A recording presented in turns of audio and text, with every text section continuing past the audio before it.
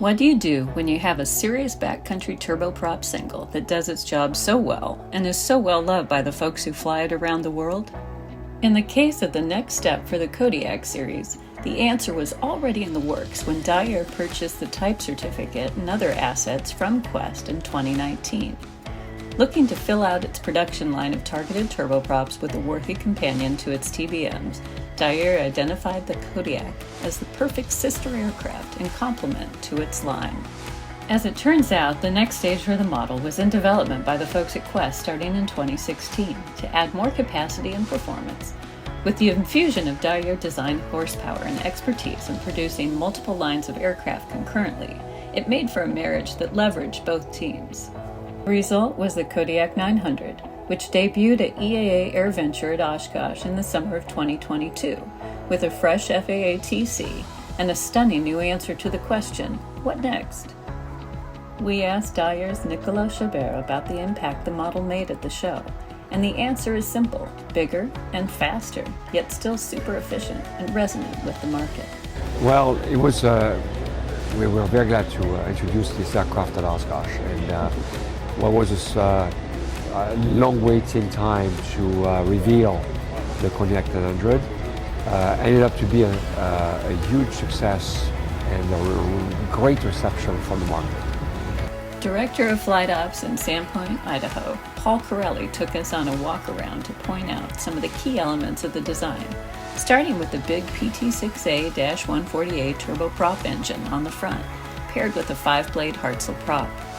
First off, we got a 5-blade composite prop, which is great for a lot of environments because it's quieter. So it's about 11 dB quieter than your Kodiak 4-blade prop, but it's also a composite prop. It's lighter and it's a little bit more efficient. So you're going to see a little bit better gain in performance out of this 5-blade prop.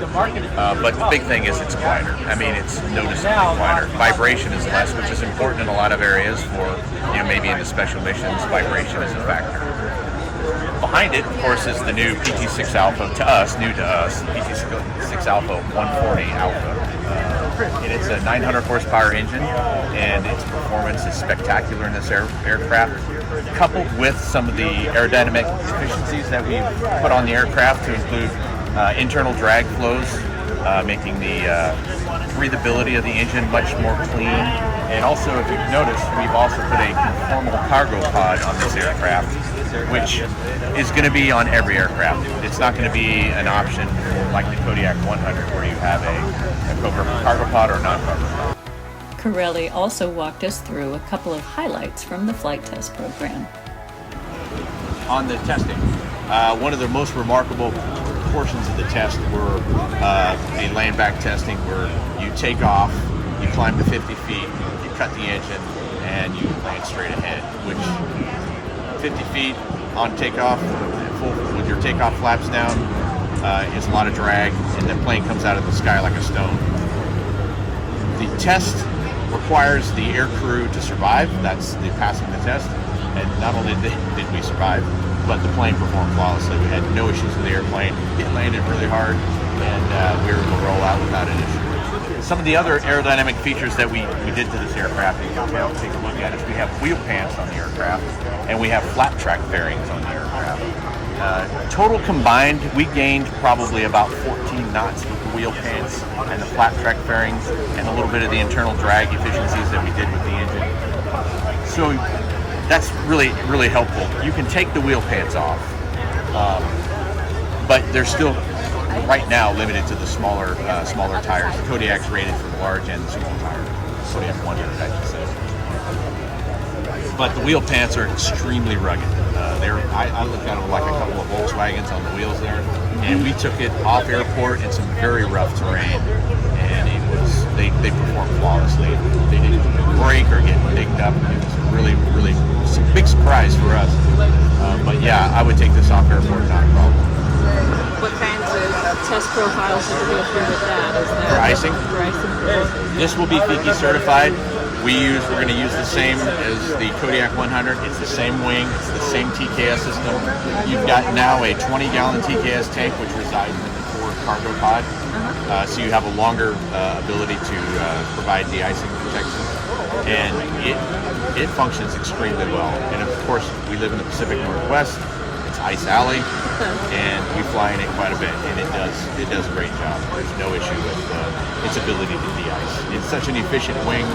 It sheds off really nicely, and even during the testing with the 100, the ice shapes that we put on it were a little frightening, and it handled it quite nicely.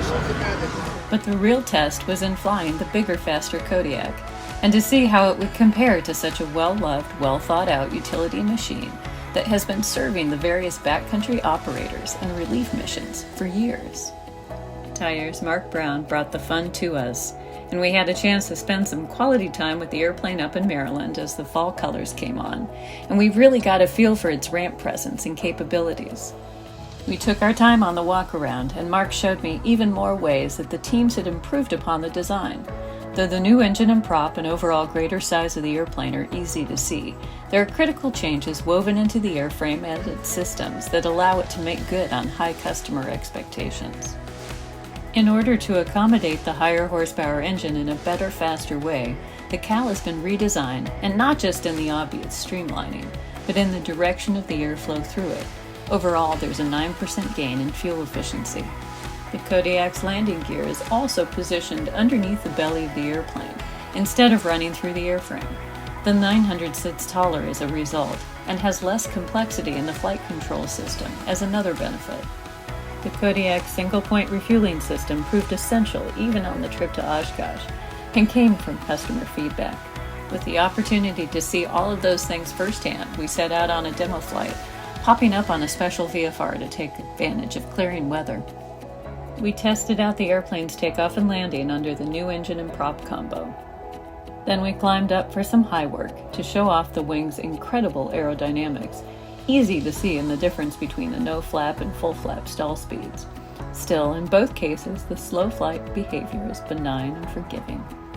We had to sneak in a photo mission at sunset as well, with our eye on capturing those beautiful mountains to the west of my home field, just like the regular playground for the 900, which will excel in taking lots of people and gear on adventures. Stealing the last of the light and the last of the VFR conditions, we turned in easy circles over the Potomac River in western Maryland. In all, the Kodiak 900 takes the series to the next level, with its stretched cabin and upgraded interior from the honest, high-utility Kodiak 100. Daher continues to expand the line to add more kinds of operations to the palette of an already highly capable Kodiak. And I have to give a shout out to my new favorite aircraft paint color, the Sherwin-Williams Red Pearl, that elevates the first 900 to a level that immediately turns heads on the ramp, even if it weren't such a big, beautiful baby.